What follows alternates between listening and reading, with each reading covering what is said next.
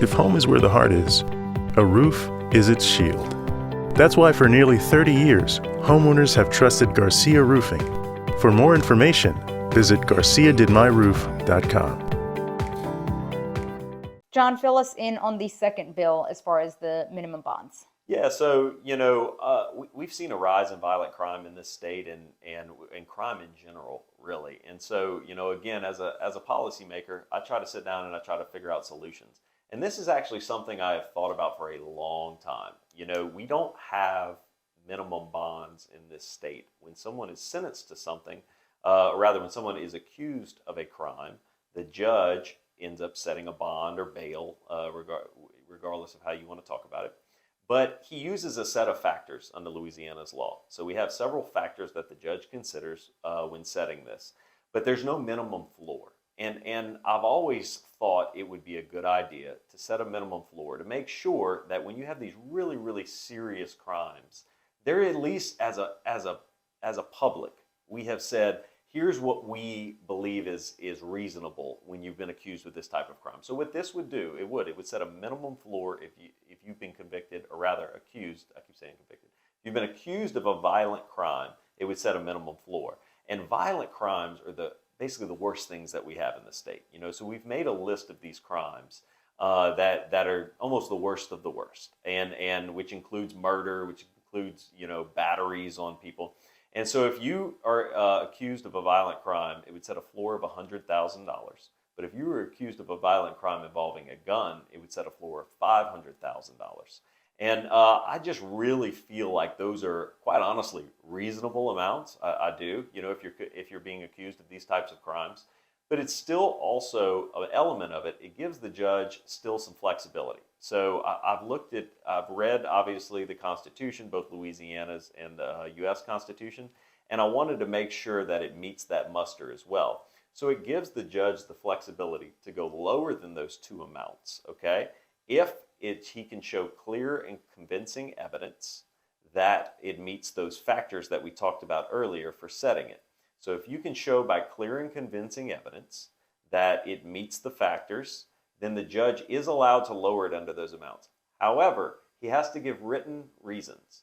And written reasons are an element that we often talk about in the court system when we ask a judge to put it on paper, okay? Not just do it, not just think in your head all of these things and spit out a number, but actually articulate in a written form so that not only the victim, but the prosecutor, the defense attorney, and the public has an opportunity to see why you lowered that bond to this amount. And I think that's incredibly important in this process when we're dealing with violent crimes. So when it comes to violent crimes, I guess, like, let's say the 500,000, a violent crime with a gun. Yes. The minimum would be 500,000, correct? Correct. The judge does have the right to say, well, I think it needs to be 600 or 700, $1 million, correct? Absolutely. And Okay. if someone, for instance, let's say someone is accused of second-degree murder or something like that.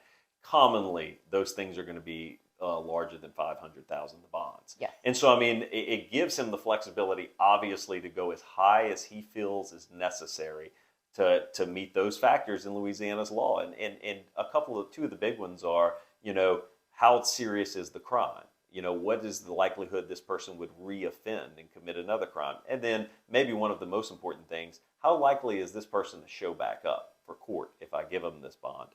And so it gives the judge the ability to go higher. This just sets the floor. And, as I looked at a lot of different states, I did a lot of research when I was thinking about this. There's only a couple of states that have minimum bonds for certain crimes. And so it's relatively an untested thing when you look at across the different states. However, I just think, again, it goes back to it. If as policymakers and as citizens, if we're seeing things that we don't agree with, what are we going to do about it? Are we going to talk about it and we're going to talk about how we need to get tough on crime? Or are we actually going to start enacting things that are going to do that? And in this case, to just bump up all the penalties on violent crimes, I didn't see it having an effect. This is something that I think will actually matter, okay? Because it matters who is allowed to be able to bond out and be back on the streets when these types of accusations are made. So will it be a blanket 100,000 or 500,000 on any violent crimes and then violent crimes with a gun, or is it even further laid out that hey, manslaughter is going to be X, second degree murder will be Y, first degree murder is going to be Z? Yeah, no, I didn't tier it. So Okay. I set a minimum floor. So if you fall within the crimes that are classified as crimes of violence, the lowest a judge can set the bond is 100,000. And then if a gun is an element of that, lowest is 500. And so just flat across the board, because all the violent crimes are extremely serious. But I think even a lay person, as I would say, even a non-attorney can look at some of these crimes and go, well, this one's more serious than this one. So I think there is a range in the violent crimes from based on seriousness. So I wanted to just set that floor and set it across the board.